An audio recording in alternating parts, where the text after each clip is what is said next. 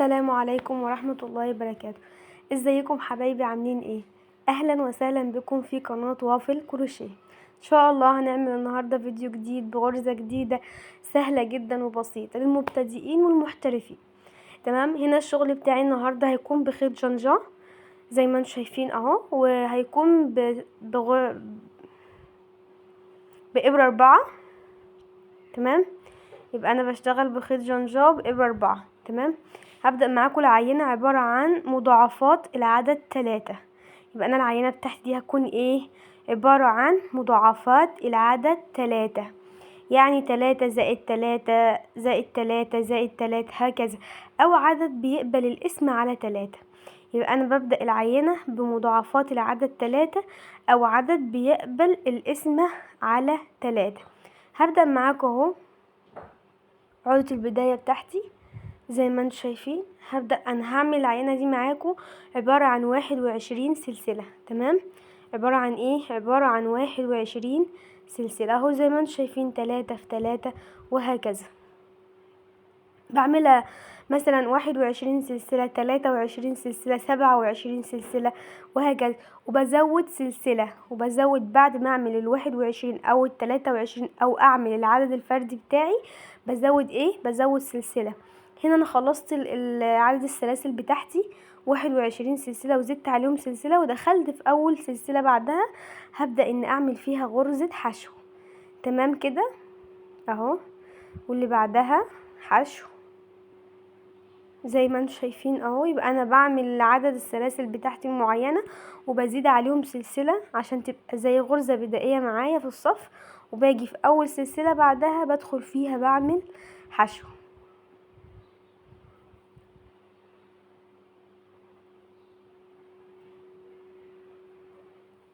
طبعا هنكمل لنهاية الصف او نهاية العينة بتاعتي حشو لحد الاخر.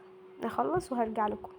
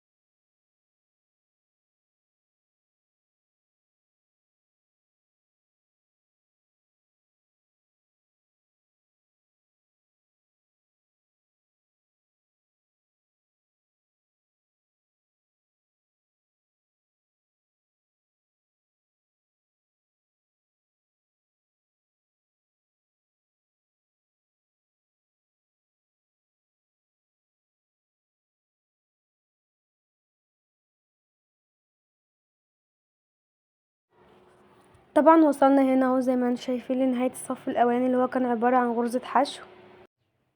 طبعا وصلنا اهو لنهاية الصف الاولاني زي ما اتفقنا. برتفع سلسلتين وبسيب اول غرزة وتاني غرزة، بخش في تالت غرزة. هنا هبدأ معاكم اشتغل غرزة اسمها غرزة الكلاستر. الكلاستر دي يعني ايه؟ يعني انا باخد لفة وادخل في الغرزة واطلع بلفة تاني، وادخل واطلع بلفة تاني لغاية لما يكملوا معايا 5 لفات. طبعا الكلاستر ملهاش عدد لفات معين. تمام، يعني ممكن يبقى 10 لفات، 7 لفات، على حسب حجم العينة بتاعتك او حسب حجم الغرزة انت حابب يكون، او انت حابة انها تكون ايه، شكلها عامل ازاي، يعني حجمها هيكون عامل ازاي. يبقى انا هنا في العينة بتاعتي دي بشتغلها ب5 لفات واخرج منهم كلهم زي ما انتم شايفين اهو. 1، شد الخيط على الابرة كده عشان يبقى كله متساوي. 2، 3، 4، ادي 5، وهاجي خارجة منهم كلهم اهو. ارتفع سلسلة، وفي نفس الغرزة بدخل اعمل كمان غرزة كلاستر تانية. تمام، اللي هي عبارة عن ايه؟ عبارة عن 5 لفات، واخرج من ال5 لفات كلهم.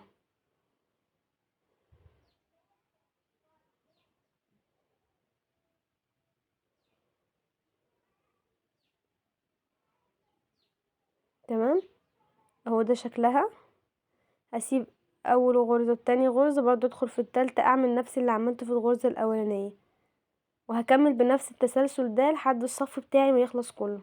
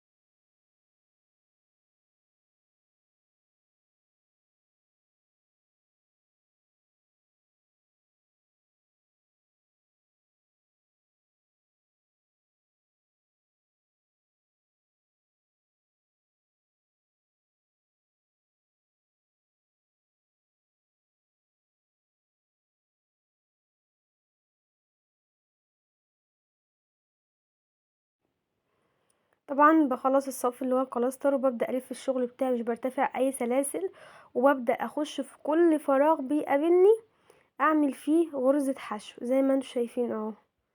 الفراغ اللي بين غرزتين الكلاستر واول فراغ في غرزة الكلاستر اهو، في كل فراغ بيقابلني بخش اعمل فيه غرزة حشو. تمام، ما بخشش في الفراغ الكبير ده، لا، بخش في الفراغات اللي هي بتاعه غرزة الكلاستر نفسها. تمام كده، هكمل وارجع لكم. هنا خلاص خلصت غرزة الحشو بتاعتي. تمام، هرجع برضو ارتفع سلسلتين اهو والف الشغل، وباجي بعدي اول غرزة حشو، تاني غرزة حشو، وباجي بدخل في الفراغ نفسه الكبير، مش بدخل في غرزة الحشو. يبقى انا بعد اول غرزة حشو، تاني غرزة حشو، وبدخل في الفراغ اللي بين الكلاستر اللي انا كنت عاملاه قبل كده بين غرزة الكلاستر زي ما انتم شايفين. او انا مثلا ما اعدش غرز الحشو، لا انا ارتفع سلسلتين على طول، واجي داخله في اول فراغ بيقابلني ما بين الغرزتين اللي هما بتوع الكلاستر، تمام، هعمل فيهم تاني غرزتين كلاستر تاني، وهكذا هكمل برضو بنفس التسلسل ده لحد نهاية الصف.